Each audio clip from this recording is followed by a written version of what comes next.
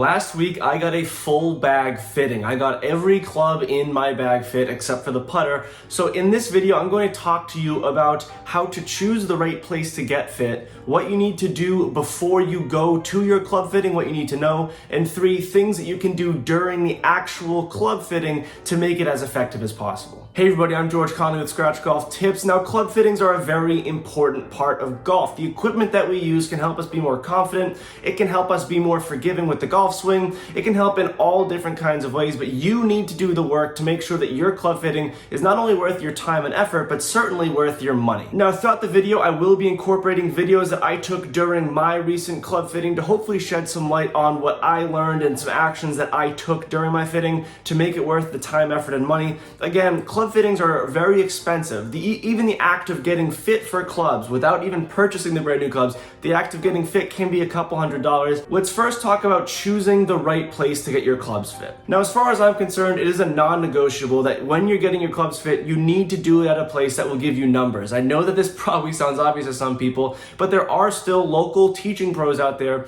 who will just take you out to a golf course or they'll take you out to a range and get you some clubs. And that's not always the best. We need numbers. There are so many advanced numbers that we can get. Now, TrackMan and FlightScope seem to be the industry leaders for this type of data collection during a golf fitting. So make sure that not only do they have that technology, but they also have fitters who understand it. There are a lot of people who are TrackMan certified, meaning that they not only have the TrackMan, but they have the knowledge to understand, interpret, and analyze the information that the TrackMan gives them. Now, another important thing that you should be looking at when choosing the place where you'll be getting your clubs fit is, do they have any brand bias? By that I mean, does this fitter have any bias towards clubs? Do they mostly do Callaway clubs? Do they get extra commission if they sell Ping clubs? A lot of this happens behind the scenes, but sometimes it will be front facing. So I would always recommend going to a place that has a variety of brands. I believe for my irons, drivers, woods, and wedges, I was hitting about 5 or 6 different brands, not just Titleist and Callaway, or not just TaylorMade and Ping. So be sure to find a place that will offer all different kinds of brands and have no bias on what they're trying to sell you.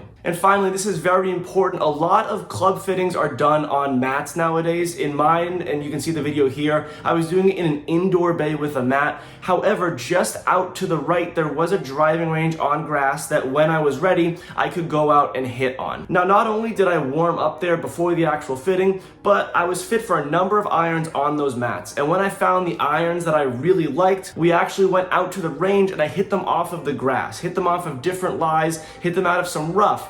And that way I can really get a better interpretation of how those irons feel on the grass on course-like conditions.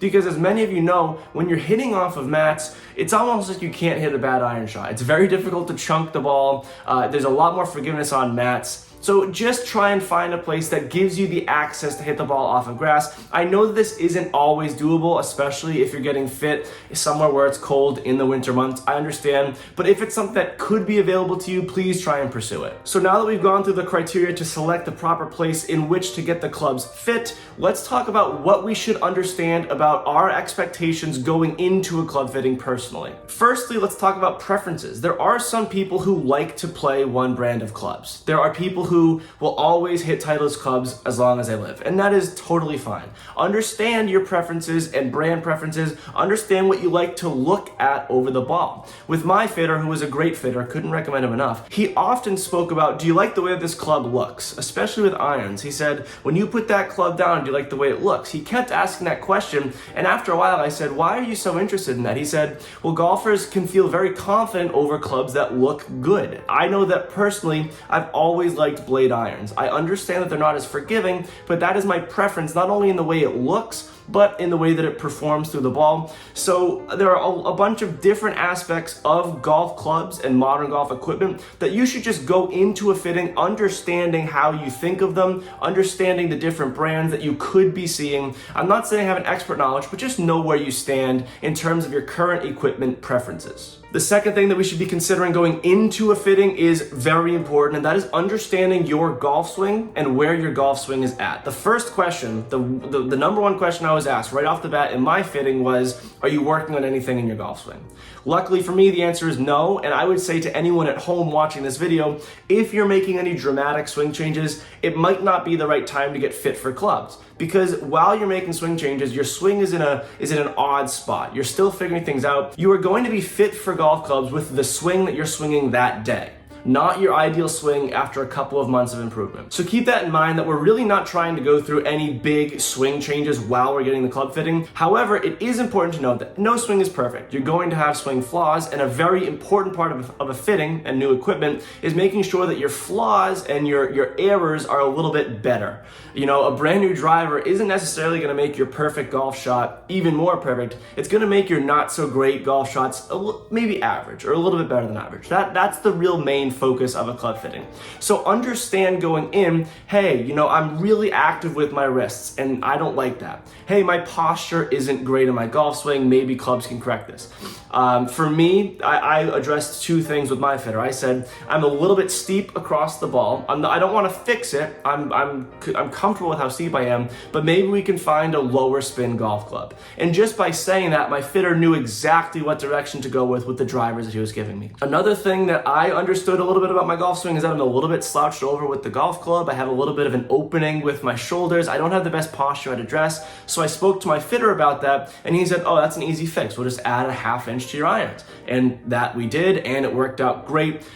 For me, there was video taken of my swings throughout, and just seeing the comparison that a ½ inch added to my posture and the way that I stand over the ball was remarkable. Great fix right there. And the final thing to understand before going into a fitting is that you really should be open to all different kinds of clubs. Maybe you don't hit hybrids. Fine, it's at least worth trying. If you're going to pay to get fit for clubs, get the bang for your buck. Hit different clubs, hit different brands. Personally, the bag that I was hitting previous to this club fitting was all Callaway. And it's not because I'm some kind of crazy Callaway fanboy, it's just because that's the way my bag worked out. But when I went into this fitting, I said, I'm happy to try any Callaway clubs you give me, but I see TaylorMade, I see Titleist, I see Ping, PXG, I'd like to try those out too. And because I was open with trying out different brands, I got all kinds of statistics from all different kinds of brands. I now have a very different bag. Now, if you want to know the contents of the bag and all the brand new clubs that I am getting in, that is going to be on a What's in the Bag video that you'll see across all of our social media platforms fairly soon. Now that we've chosen the right place and we know the expectations going into the fitting, let's talk about things we can do during the fitting to be proactive and get the best experience and best clubs possible. Number one is ask questions. And I think this is overlooked and it sounds simple, but ask a lot of questions. Now, I like to think that I know a decent bit about golf. I've been in golf media for over 5 years. I've talked to all different kinds of instructors,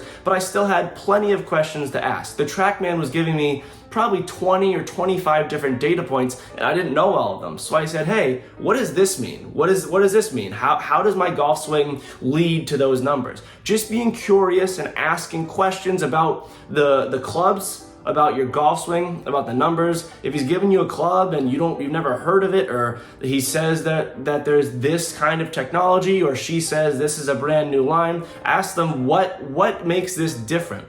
These fitters know a ton about the equipment they're giving you because essentially they are salesmen. They know their product. So ask questions about the products, ask questions about your swing. They're very knowledgeable people. Be sure to be inquisitive. Next, we're going to talk about the actual golf swing. So while a fitting is not necessarily a golf lesson, you're not reinventing the wheel, you're not changing your golf swing, there will be things that your fitter brings up about your golf swing that they notice in seeing it visually or looking at the statistics from the TrackMan or FlightScope. It is very important not to change the way that you're swinging the golf club throughout the lesson. That's going to really hurt the numbers that your fitter is giving you golf clubs based on. So in my lesson, my fitter said that I am fairly steep across the ball. That doesn't mean that I tried to shallow out my club immediately. That's not the golf swing that I swing. I've always swung a little bit across the ball, and the reason I was in the fitting was to get clubs that are conducive and effective with that kind of golf swing. So if I took that knowledge and said, all right, let's go shallow,